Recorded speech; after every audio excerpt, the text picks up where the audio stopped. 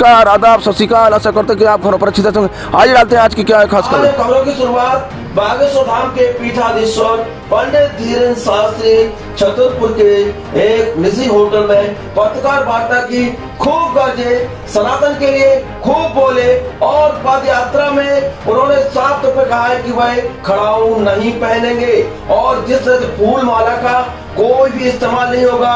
उन्होंने कहा कोई स्वागत नहीं करे हमारा, किसी भी तरह की कोई फूल माला नहीं पहनाई जाएगी। 2 दिन तक गांव-गांव, शहर-शहर निकलेगी पैदल यात्रा।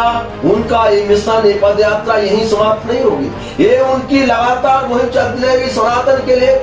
देश को जात पात में जो बांट रहे हैं उनसे ऊंचे उठ के काम करना, इस हिंदू समाज से जात पात ऊंच नीच का भेदभाव समाप्त करना उनका लक्ष्य है। और पंडित धीरेन्द्र शास्त्री ने साफ तौर पर गरजे, उन्होंने कहा किसी को पीले चावल देने की जरूरत नहीं है। धर्म युद्ध में कभी जिसका जमीर है और जिसका जमीर बोल रहा है वो आए, उसका स्वागत है। पर उन्होंने सीधे सीधे निशाना भी साधा। आइए आते हैं पूरी खबर विस्तार से। बागेश्वर धाम के पीठाधीश्वर पंडित धीरेन्द्र शास्त्री आगामी 21 नवंबर से 29 नवंबर तक पद यात्रा निकल रही है। सनातन हिंदू एकता यात्रा बागेश्वर धाम से राम राजा सरकार की नगरी ओरछा तक जाएगी। महाराज जी ने पत्रकारों से चर्चा करते हुए कहा कि हमें तलवारों के बल पर नहीं बल्कि विचारों के माध्यम से सभी सनातनियों में परिवर्तन लाना है। वहीं उन्होंने कहा कि विभिन्न पंथों में बटे सनातन हिंदुओं को कट्टर हिंदू बनाने के लिए यह एकता यात्रा निकाली जा रही है। उन्होंने कहा कि हम मिशन और विजन लेकर चल रहे हैं, सब हिंदू जात पात का भेद खत्म करें, यही हमारी यात्रा का मुख्य लक्ष्य है। राष्ट्र ध्वज, धर्म ध्वज दोनों का बराबर सम्मान है। उन्होंने राष्ट्रगान के साथ पद यात्रा शुरू करने की बात कही। पद यात्रा में फूल माला ना पहनने का संकल्प महाराज जी का, किसी भी पद यात्रा में फूल माला का इस्तेमाल नहीं करेंगे। उन्होंने कहा कि सभी सनातन प्रेमी फूल माला में पैसा खर्च करने के बजाय अन्य संसाधनों में लगाएं। राम राजा सरकार को यात्रा के माध्यम से पहुंचकर ध्वज समर्पित करना है ताकि यह धर्म ध्वजा लहराती रहे। उन्होंने बताया कि जगत गुरु तुलसी पीठाधीश्वर राम भद्राचार्य जी महाराज भगवा ध्वज दिखाकर यात्रा का शुभारंभ करेंगे और इस यात्रा में देश के महान संत तो वहीं फिल्मी हस्तियां और दिग्गज नेता मौजूद रहेंगे। ये सनातन की यात्रा है और पंडित धीरेन्द्र शास्त्री बुंदेलखंड के वो संत हैं, जब गरजते हैं तो देश ही नहीं पूरी दुनिया उनके हर शब्दों को बड़े गौर से सुनती है, क्योंकि आज सनातन की वो ध्वजा लेकर चल रहे हैं जिसकी आज हिंदुस्तान को, देश को जरूरत। उन्होंने कहा कि जो बांग्लादेश में हुआ वो कभी भी इबारत कभी दोहराई ना जाए। हिंदुओं को आज हिंदुस्तान में संगठित होने की जरूरत है, जात पात से हटकर ऊंचा उठकर एक दूसरे के साथ रहने की जरूरत है। जिस तरह से पंडित धीरेन्द्र शास्त्री की जो सनातन यात्रा है, पद यात्रा है, इसको लेकर अगर हम मध्य प्रदेश की बात करें, चाहे उत्तर प्रदेश की बात करें, पूरे देश में उत्साह का माहौल है और हर किसी की चर्चा की बात है, हर कोई तारीफ कर रहा है पंडित धीरेन्द्र शास्त्री की इस अनूठी पहल की, उनके त्याग की और उनके हौसले की। और जिस तरह से वो जब गरजते हैं तो पूरा देश ही नहीं पूरी दुनिया सुनती है। फिर हम एलयूसीसी की बात करते हैं। यूपी में गरीब आम जनता के पसीने की कमाई लूटकर अरबों रुपए का घोटाला जो ललितपुर के कुछ लोगों ने chit fund company LUCC company बनाकर किया था एवं ललितपुर जनपद में कानून व्यवस्था को बेहतरीन तरीके से स्थापित करने के लिए सहकार भारती राष्ट्रभक्त संगठन एवं बुंदेलखंड समृद्धि परिषद ने अंचल अड़जरिया के नेतृत्व में ललितपुर पुलिस अधीक्षक मोहम्मद मुश्ताक को सम्मानित किया। और इस पर भी हालांकि ललितपुर में जिस तरह से एलयूसीसी के द्वारा जो घोटाला किया गया और एलयूसीसी चिट फंड कंपनी पर पार्टी ने जनपद में मनरेगा योजना अंतर्गत निर्माणाधीन खेल के मैदान व गौवंश के हरे चारे के प्रबंधन के संबंध में बैठक की।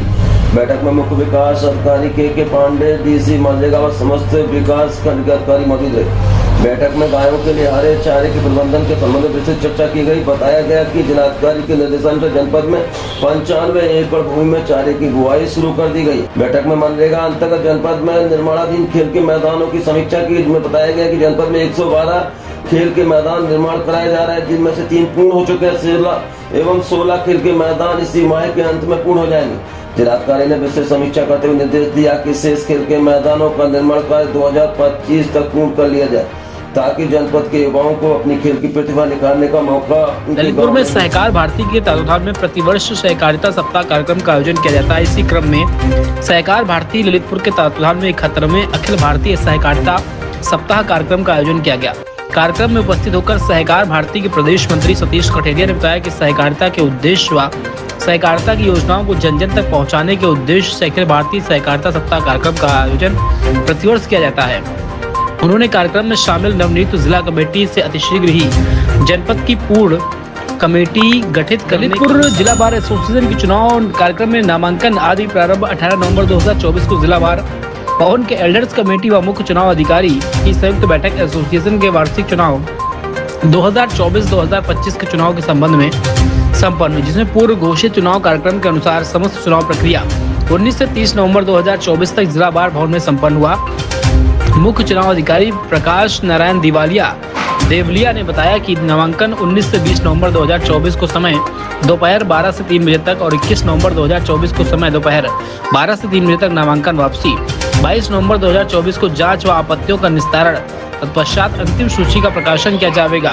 30 नवंबर 2024 को सुबह 8:30 बजे से अपराह्न 2:30 बजे तक मतदान व उसके बाद 3 बजे मतगणना और परिणाम। सत्य साई सेवा समिति ललितपुर के तत्वाधान में सेल्फ गवर्निंग राज्य चिकित्सा महाविद्यालय के रक्त केंद्र पर एक रक्तदान शिविर का आयोजन किया गया। शिविर में श्री सत्य साई सेवा समिति के स्वयंसेवकों ने रक्तदान किया। इस अवसर पर समिति जिला अध्यक्ष अजय श्रीवास्तव ने बताया कि श्री सत्य साई बाबा जी का 99वीं जन्म उत्सव पूरे दुनिया में मनाया जा रहा है। इसी क्रम में आयोजित साप्ताहिक कार्यक्रम के अंतर्गत 18 नवंबर को रक्तदान शिविर का आयोजन किया गया। उन्होंने कहा कि श्री सत्य साई बाबा ने हमें मानव सेवा का संदेश दिया है। उन्होंने कहा रक्तदान श्रेष्ठ दानों में माना जाता है, इसीलिए यदि हम स्वस्थ हैं और रक्तदान करने की स्थिति में हैं तो हम समय पर रक्तदान अवश्य करना चाहिए। सेल्फ गवर्निंग राज्य चिकित्सा महाविद्यालय के प्राचार्य डॉक्टर डी नाथ ने रक्तदाताओं को प्रमाण पत्र वितरित करते हुए कहा कि श्री सत्य साई बाबा के जीवन से हमें प्रेरणा लेनी चाहिए। उन्होंने मानव सेवा के बहुत से कार्य किए हैं। अब हम तालबेट की श्री राम प्रभात फेरी समिति की बात करते हैं। इनके द्वारा रोज सुबह लगातार हमें खबरें दिखाते रहे हैं और दिखाते भी रहेंगे, क्योंकि इन युवाओं के द्वारा वो काम किया जा रहा है जिसकी आज जरूरत है। और आज कहीं ना कहीं भगवान श्री राम रामधुन तालबेट में सुबह सुबह सुनने को मिल जाती है आज इन युवाओं के द्वारा।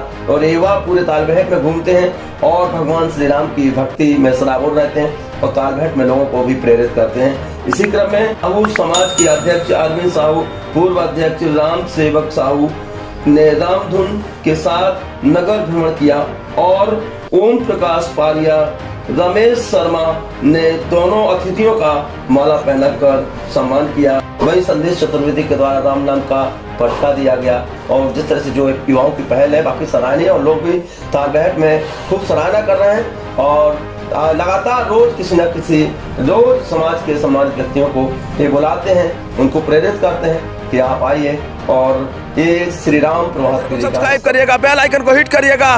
कल फिर मिलते हैं नई खबरों के साथ। आपकी जिंदगी बहुत कीमती, अपना बेहतरीन से ख्याल रखिएगा। जय हिंद।